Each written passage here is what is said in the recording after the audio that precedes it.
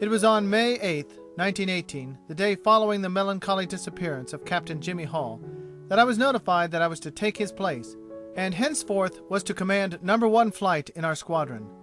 While very much gratified by this promotion, I could not help realizing that before the day was over, some other man in my flight might be taking over the command in my place, just as I was taking it from Captain Hall. Many small ideas that might enable me to prolong my life in aviation had made indelible impressions upon my mind during the past weeks. Several of them had come to my attention through the ludicrous blunders I had been making. The more foolish I had felt over each mistake, the deeper became the lesson to me. I resolved, as soon as I became flight commander, that I should begin by schooling the pilots under my care in some of the life-saving tricks that I had learned. The dangerous frailty of the Newport's wings was one item to bear in mind. Another of these little precautions that might spell the difference between life and death was the habit I forced upon myself always to make 1 or 2 complete circles of the airplane before landing at the end of a patrol. The necessity for such a trifling precaution is reasonable. Diving swiftly and suddenly from 15,000 feet altitude, where the air is thin and very cold, to the ground level, where the change in the pressure upon the temples is often severe, may very easily make the airman dizzy. He may misjudge his distance above the earth, and crash violently when trying only to skim the ground. A circuit or two just above the surface of the landing field will give him time to adjust his vision and accustom himself to the change in the air pressure. It takes but a minute, and may save a life. Incidentally, one can look about and see that no other planes are preparing to land in the same spot at the same time. 2 days after assuming my new command, I was returning with my flight late in the afternoon from a patrol. As we circled about our field, I noticed a plane flattening out for a landing below me. I watched him for a moment and saw that he was coming in perfectly. The next instant, I noticed another plane coming in to land from exactly the opposite direction. The wheels of both machines touched earth at the opposite ends of the field at approximately the same moment. I was powerless to do more than watch the climax of this stupid proceeding, though I believe I did try to shout out to each of them to look out for the other fellow. Of course, I could not make myself heard by anybody, but I couldn't help shouting, for I knew instinctively that they were in for a jolly good crash. The 2 machines sped gracefully towards each other head-on, very much like a staged railroad collision at a county fair. Exactly in the middle of the field they met. The 2 wings embraced each other in an Ailman left figure of the Lancers, and around they went, spinning like a top. In the midst of the revolving dance, the synchronizing mechanism on Captain Marr's machine gun became involved, and flaming tracer bullets and incendiary bullets shot out of the merry-go-round at a rate of 650 shots per minute.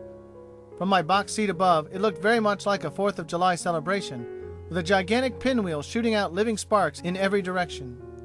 Fortunately, not a soul was hurt during the entire celebration, as seems to be the usual lucky outcome of mimic war maneuvers.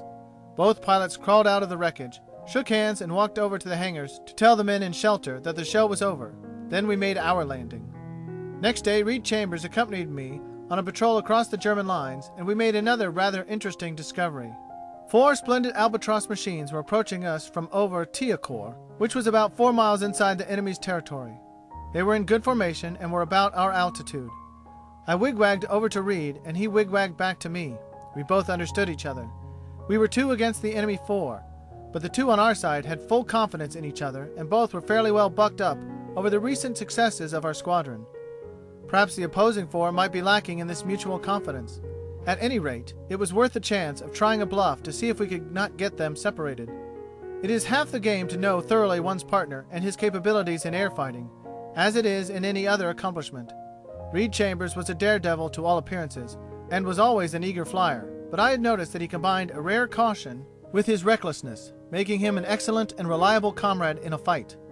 Subsequently, Reed accumulated 7 official victories to his credit, and at the end of the war he stood next to me in the number of hours flying over the enemy lines. Turning simultaneously towards the Albatross group, we put on our motors and headed directly into them. We didn't swerve an inch from our parallel course as we shot straight at the center of the approaching quartet. Whether they thought we were 2 furious expert fighters from the United States, or 2 crazy amateurs who might ram them in midair, I do not know. But before we had arrived within fair shooting range, the leader banked over, turned tail, and, the rest of the formation sheepishly following him, they all 4 dived steeply down into Germany, leaving us a vacant sky over Thiaucourt. We had bluffed out a superior formation through sheer impudence.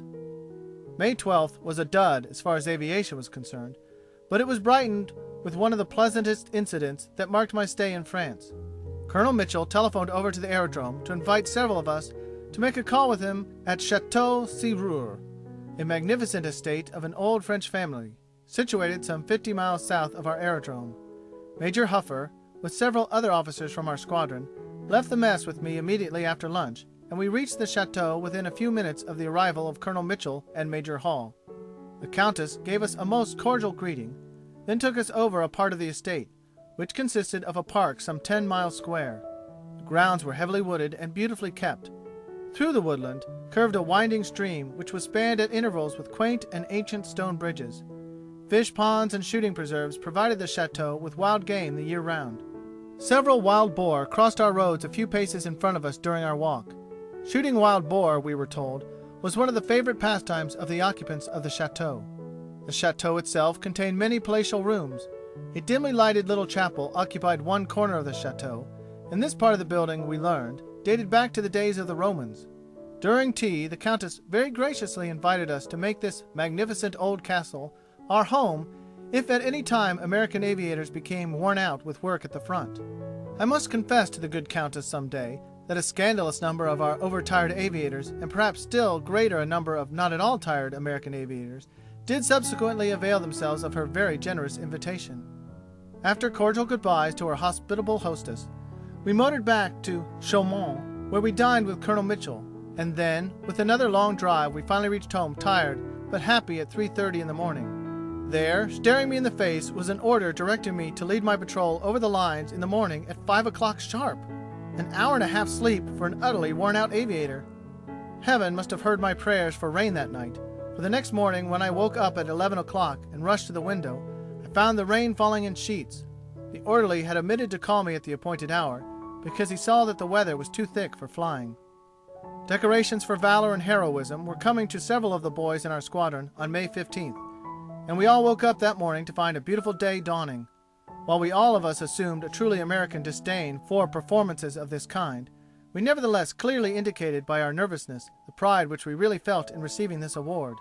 General Gerard, commander of the 6th French Army, was to arrive at our field shortly after lunch.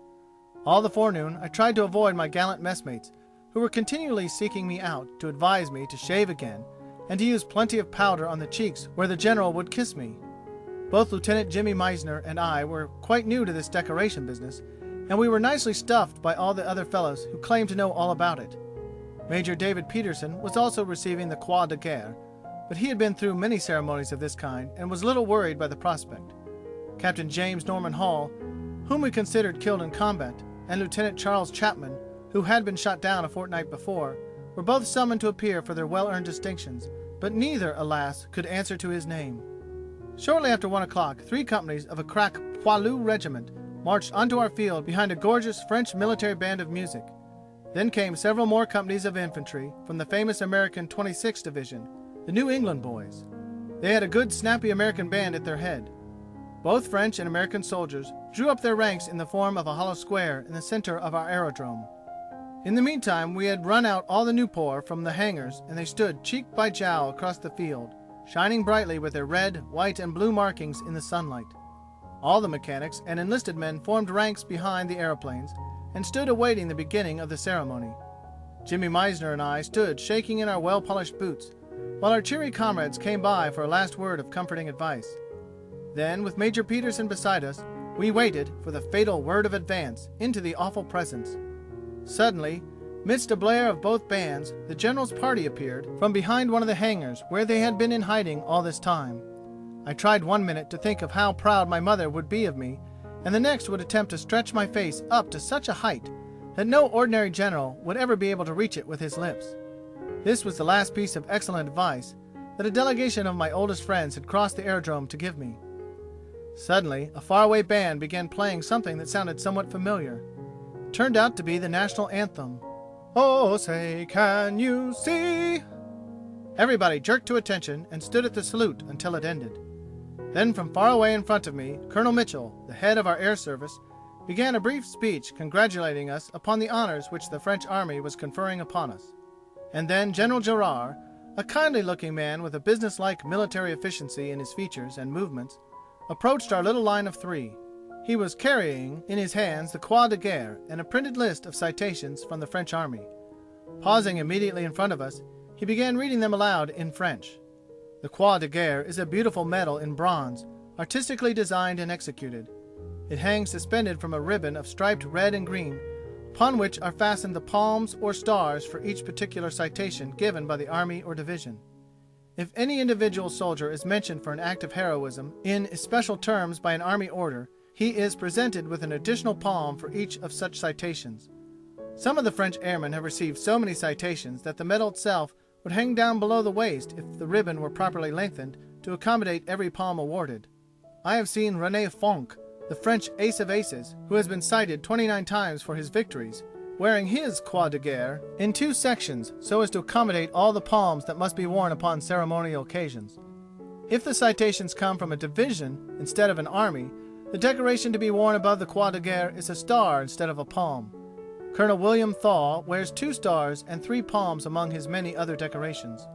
With a quick fastening of the much-prized honor upon the breast of our tunics and a hearty hand-clasp of congratulations, General Gerard left us, with a very dignified salute, which we all returned simultaneously. The discriminating commander had not made an attempt to kiss us at all. Within 5 minutes the field was cleared, and we were running up our motors for a prearranged exhibition in stunt flying, formation flying, farce combats, and acrobatics. We flung our lithe little Newport about the warm sky in every variety of contortion for half an hour, and at the end of which we landed and again received a handshake and a smile of thanks from this most courteous of French officials. The troops disappeared behind the dying strains of the Sombre et Meuse march. The mud-splashed automobiles bore away the last of our distinguished visitors. The mechanics reappeared in their grease-covered overalls and began trundling in the machines. Suddenly Jimmy Meisner stood by my side, grinning his most winsome grin. "Rick," said he, "I feel that hate the Hun feeling creeping over me. What do you say to going up and getting a Boche?" "Right," I called back over my shoulder. "Come along, we'll take a real ride." As luck would have it, we had hardly left the ground when we saw a Hun 2-seater, probably a Rumpler machine, very high above us. The Rumpler has the highest ceiling of any of the German 2-seaters, and frequently they sail along above us at an elevation quite impossible for the Newport to reach. It is maddening to attain one's maximum height and see the enemy still sailing imperturbably along, taking his photographs and scorning even to fire an occasional burst at one. We climbed at our fastest to overtake this fellow before he could reach his safety spot. Evidently he got wind up, for after a few minutes climbing he sheered off towards Germany and disappeared from our view. We completed our patrol of the lines without finding another enemy in the sky, and returned to our field, where we landed with the mutual vow that on the morrow we would begin seriously our palm-collecting shows until we might dangle our new Croix de Guerre well below our knees. Jimmy looked contemplatively down at my long legs. "Have a heart, Rick," he said softly. "Think of the cost of the red tape."